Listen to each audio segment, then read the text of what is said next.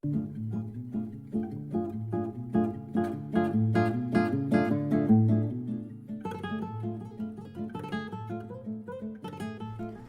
and welcome to 5 Minutes with Sean, maybe 10. Today, yet another special dealer sit-down edition. I am grateful to be sitting with a wonderful client and friend of the program here, Mark Phillips, General Manager, McGrath Honda of Elgin. And, I really just want to talk with Mark about what is on his mind. Really no pre-agenda here. We're up here doing other things. And today is a training kind of culture day for Mark and his team. And I was up here to meet the new trainer and get to know what's going on with that. So, Mark, thanks a lot for coming on, man. I really appreciate it. Glad to be here. It's awesome. So when I first sat down today and we were just chatting, you and I were talking about reviews. Absolutely. And you had said that you were signing up with Podium and that you had a reaction to that. You felt a certain way. Well, why don't you just tell me again kind of where you stood on the whole idea of reviews and dealing with that? Well, reviews is difficult. It's part of our business today. I think internally for all of us, there's a sense of unfairness about it. They're not always, we feel like, justified from the customer side of it. And how do we combat that? And how do we make sure we get enough of our happy customers out there, singing our praises? And that's difficult to do. The problem I was having with Podium was they promote every review, whether it's good, bad, or indifferent. I'm thinking if I'm going to pay these guys, they should be promoting just the good ones. Sure. Yeah, right. But they can't do that because that goes against what Google's looking for and everyone Absolutely. else. And I get that. And I think you find, at least I find, that people tend to do reviews in a negative light, right? And I don't think a lot of people get excited and go home and tell people about it. I think Right. they get pissed off and they go yell about it, Tell them. right? And I was just having this discussion with my wife the other day. We're coming up on a year with our landscaper, and she said, "Did you do a review yet?" No, not anymore. I'm doing a review 12 months post my engagement with people because so much can change and so much can go downhill. Do you think that the immediacy that we put in front of our customers for the reviews is a good thing or a bad thing? For our business, the euphoric part starts when you purchase a car. To buy a car should be fun. You should enjoy the heck out of it. So I think that's when they're most likely to give us a good review versus, down the road if they have issues with the car. Today's customer thinks it should run for 100 years and never have a problem. Right. Which is not the case. No, Which is not the case at all. Never. When you deal with, how do you deal with bad reviews? You and I have never talked about this. I mean, how do you combat? I mean, you don't argue, right? I mean, no, it's nothing. But you don't hide either. No, there's nothing worth arguing about. I usually try to respond. I put my personal cell phone number out there. I want to hear from their side. I want to hear their experience. Probably 95% of them have a valid point. There's probably only a small percentage of them are just really too difficult to please. That's why they're somebody's ex. Yeah. But, yeah. But yeah, we definitely don't want to hide from them. We definitely want to meet them head on, and we definitely want to try to change that person's perception of us. I think that's an important thing about it. And I think when you look at the way that you're going about it with your reviews, I think it makes a ton of sense. The system now is more of an automation, right? For the system of the reviews, they Absolutely. can still do it when the customer's hot if we have the Yep. engagement, but ultimately this is gonna do that. And you signed up with a review company to accomplish what? Well, to get more of our customers' voices out there. I truly believe we have more advocates than we do people that don't like us. I mean, we're going to make some people mad. That's just part of life. Some people aren't going to see it our way, but it's just to prod those advocates to get out there and let people know that we aren't just what our last bad review was. And I think that's an important part about it is that the reviews, they have a place in our business and we can't hide from them anymore. There's just nowhere to go, right? So you can't be around that. Well, since we're sort of on the technology side of things and looking at what dealers deal with, from a review side, obviously there's some struggles. Internally, a struggle that you and I discussed kind of right off the top was the gross retention. People being able to keep gross on units. The idea the customer believes every car we sell, if we sold to them for $24,000, we made $24,000, right? They're just magically dropped from the heavens onto the lot. We own them for nothing, and we sell them. You were making a comment to me just about that sort of having to have a value. Kind of go into your gross theory and how you look at it. Well, I think it's an event for most customers. I mean, we get lost in it as dealers because we do it every day, multiple times a day.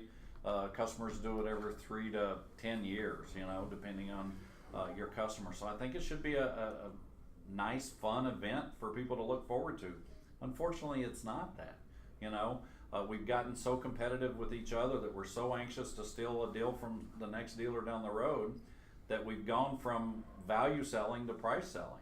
And when you get to price selling, there's not much left anymore. Well, right, and you hear this all the time, right? That 60% of customers don't buy a car solely based on price, which I think I could agree to, that they don't solely buy a car based on price. But to back that up, I think 100% of people put you in the running based on pricing online, right? Absolutely. I mean, that we can agree to. Absolutely. You got to be competitive. But you also still have to have a value proposition. I think we do the customer a disservice if they're buying just on price. And so many people buy a $25,000, $30,000 car today that has so much technology in it. And because they bought solely on price and their salesperson was weak or didn't know the product or didn't care because there was nothing in it for them because it was a mini deal, they don't get the value out of that car because they don't know how to use all the stuff on it. I was just sitting with family and they bought a CRV from the Honda dealer up in Madison, Wisconsin, a good client of ours, Zimrick Automotive.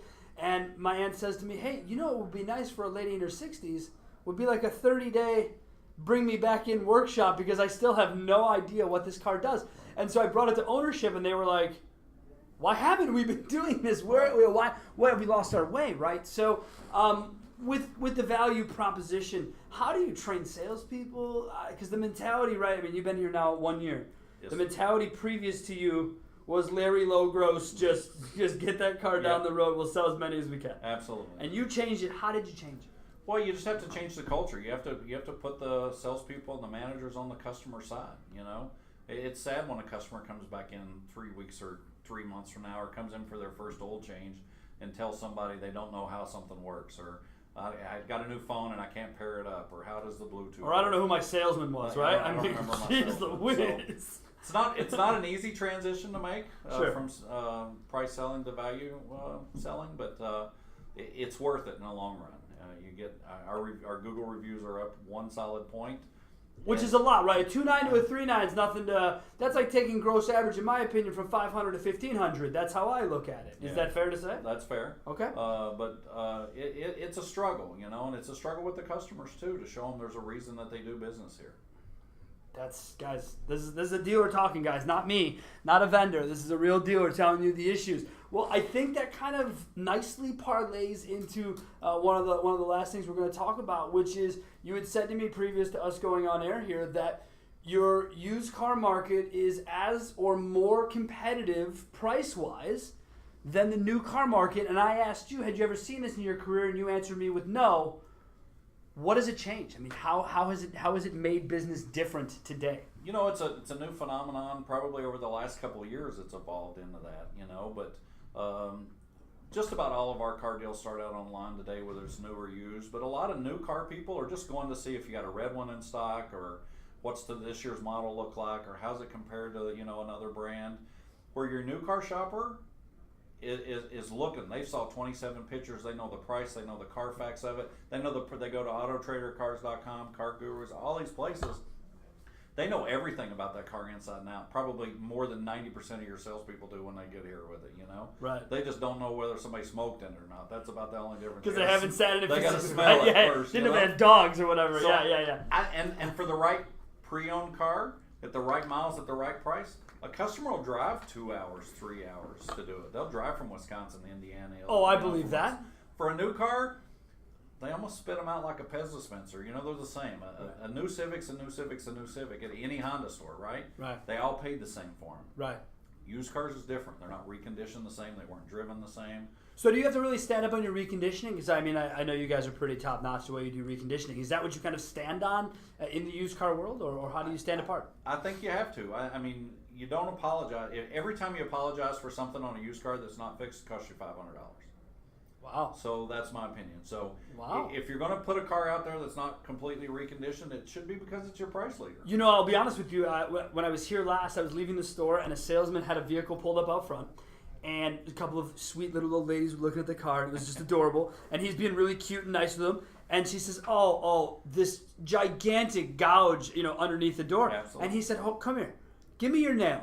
He said, you run your nail over that. And he goes, did it get stuck? And she goes, no. He goes, I'll buff it out before you even know it. And she smile on her face was, oh my gosh, you could do that, right? And there he was. He wasn't price selling anymore. He was value selling that, don't worry, we're going to take care of you. And right. it brought a smile to my face that lasted me at least 30 minutes of driving, because I was so happy to see that the customers are it's not always a terrible experience, I guess, is my point, man. You know, Right. There are good salespeople. There is good experiences to be had. Absolutely. But when we deal with technology, we can't.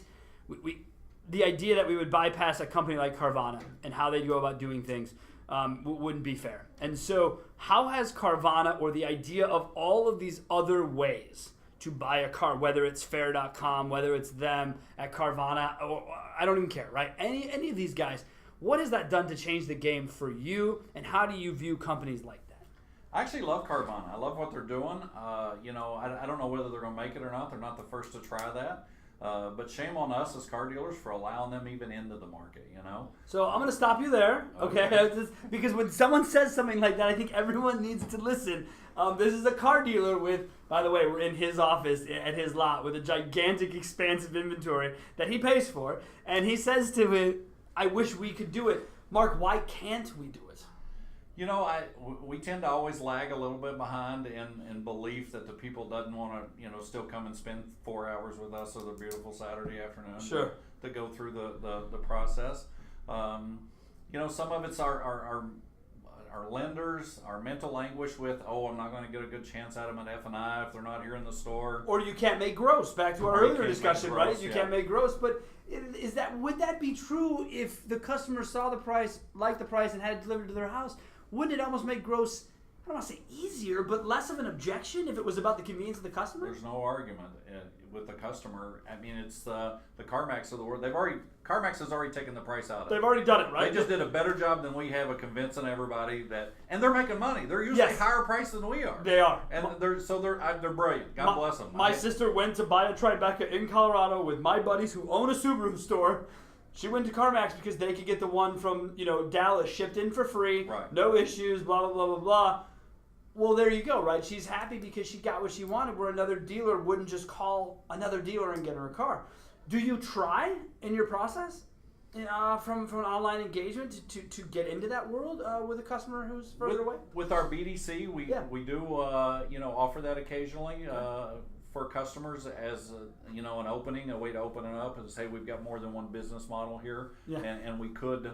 We even offer with one of our product specialists a demonstration at home or at work for one of their customers. If they want to, go there and have it done, we'll be glad to do that. Sometimes it's a comfort level for a customer, and maybe that's their first introduction to us. And if it's in their driveway versus our driveway, they're going to feel a lot more comfortable and they're going to absorb that.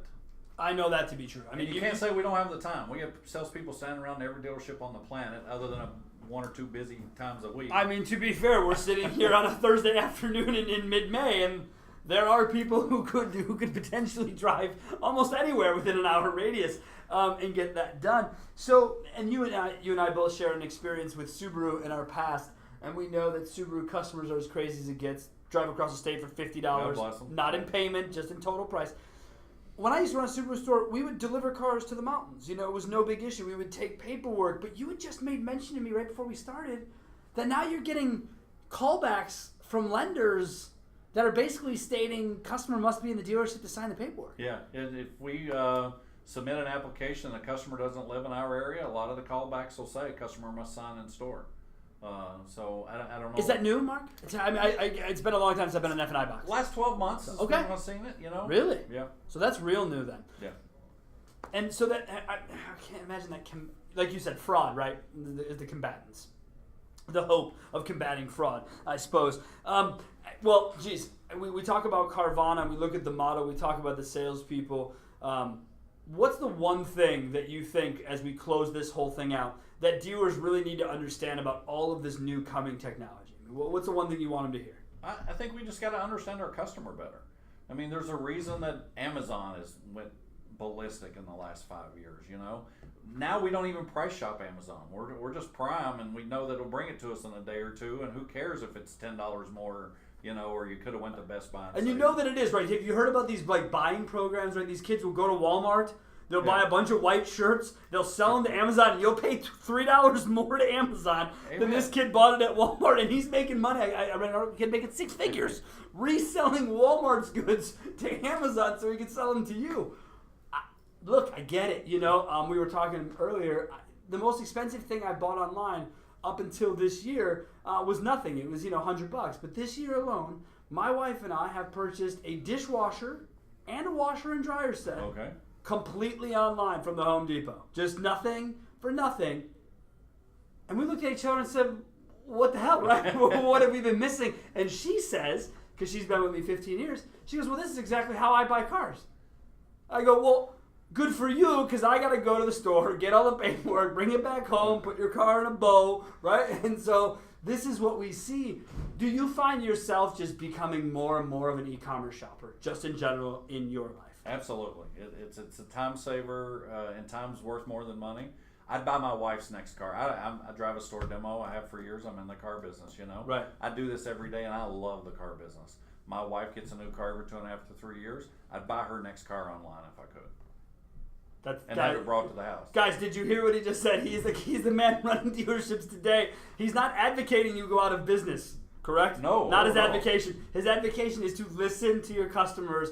And it's not that they need to do everything online. They just need to feel like their time's more important than it has been. Is that fair? Absolutely. Or at least that they have an option. I think if you give them the option, still half of them are going to say, well, showing up and touching the car and seeing it there is not that big a deal. I think you just got to give them the option. But Mark, I'm going back into it. I said I was going to close it out, but one more question. Will you negotiate, will you do a deal with someone through your BDC in your desk that wants to do all that, who lives an hour away? Absolutely. You will. You will take them through the process, do as much as you possibly can to make a deal. Absolutely. Well, the only thing at the end would stop us from finalizing would be that lender saying their paperwork. But that's it, right? There's nothing you would stop. You wouldn't say, nope, got to see your car to give you an appraisal. Nope, got to have a best price store. Absolutely not. Wow. That's the takeaway for me, guys, is that you need to stop. This guy's been doing it how long, Mark? What year are we coming up on? 15 years. 15 years coming up on the car business, and he's telling you, don't be afraid to negotiate with your customer over the phone. Don't be afraid to get involved with trades. Don't be afraid to give them options. I hope you've heard the message. Mark, man, thanks a lot for being on. I really appreciate it. Guys, as always, you can reach me, Sean, at carbizdonebetter.com. The cell phone number, although none of you use it, you should. I want to hear from you, 262-278-0157. That's text or phone. You can also find me active on LinkedIn. Any other social networks is just my marketing company. But we look forward to having you on the next episode. Everyone have a great day. Thanks.